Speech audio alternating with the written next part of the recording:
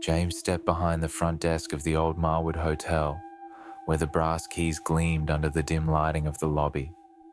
The evening exuded a quiet calm, typical for a hotel that seldom saw more than a few guests a night. As he settled in, James sorted through his tasks, acquainting himself with the reservation system that buzzed from an antiquated computer. His predecessor had left behind notes, warnings really, about the peculiarities of the place.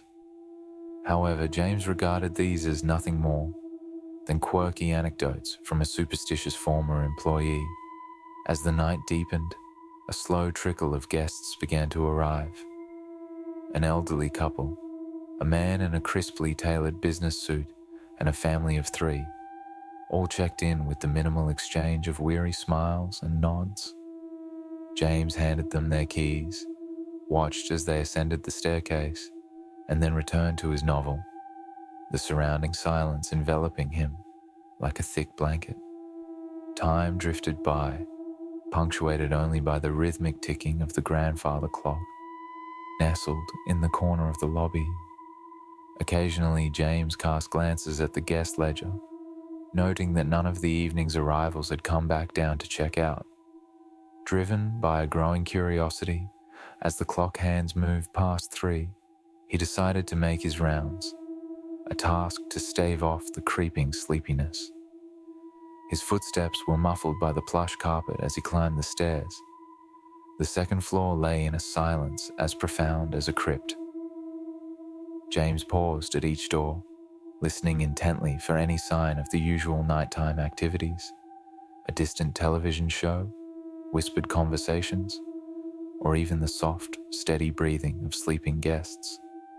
But each room echoed back a strange, unsettling silence, despite the flicker of television screens visible through the gaps under the doors. The door of room 204 was slightly ajar. Pushing it open, James stepped inside. The room was unnervingly still. A half-drunk cup of tea sat on the nightstand beside an open, face-down novel. The bed was rumpled, giving the impression it had been abandoned in haste.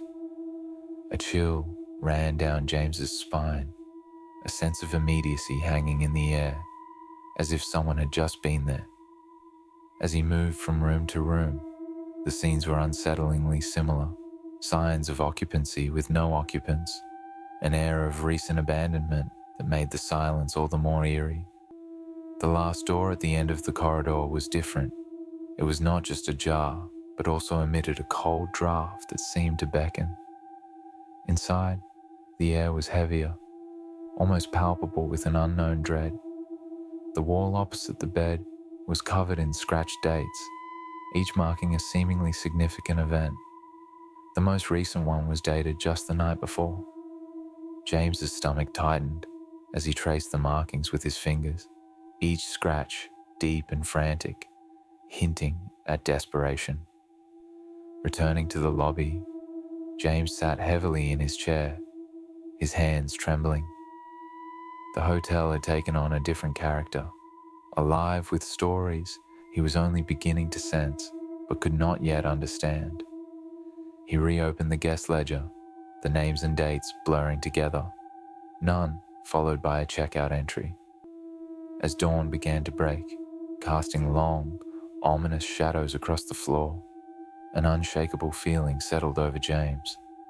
It was as if the hotel itself was observant, sentient, watching him, recording his first night among many. There was an implicit understanding, chilling in its clarity, that his own date might soon join the others on the wall upstairs. On the outskirts of town, where the roads grew less familiar, a sprawling warehouse complex sprawled like a dormant beast.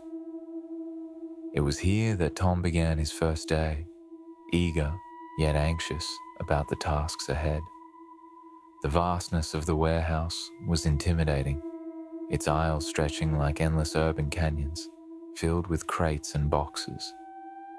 His training started under the guidance of an older employee, a man whose name was as weathered as the lines on his face.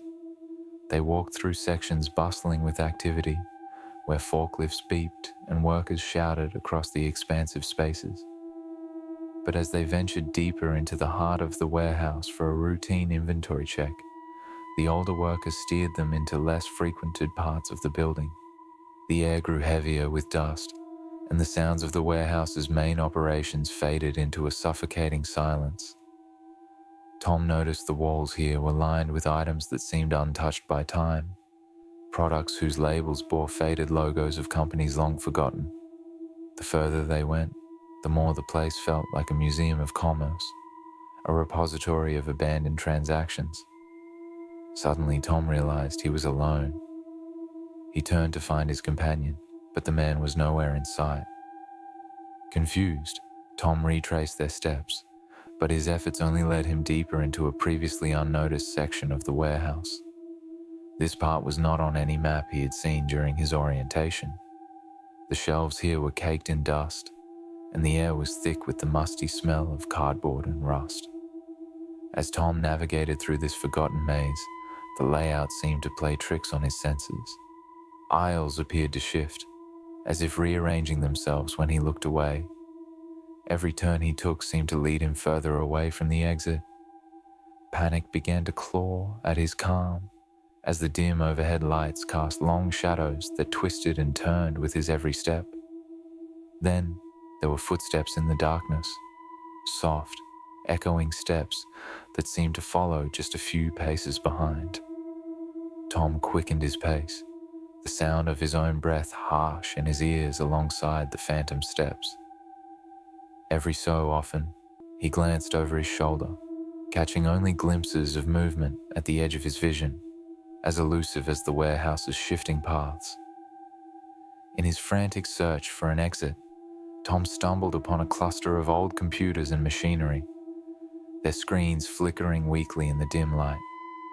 They hummed with an eerie life of their own, surrounded by stacks of paperwork detailing shipments that were never sent, an inventory long since written off.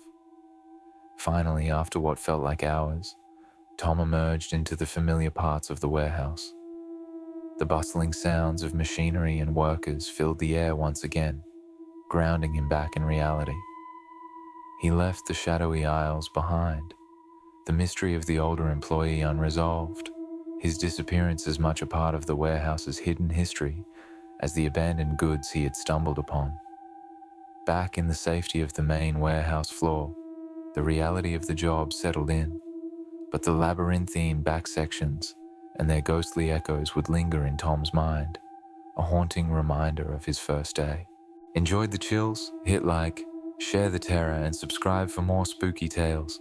Thanks for watching, and stay haunted.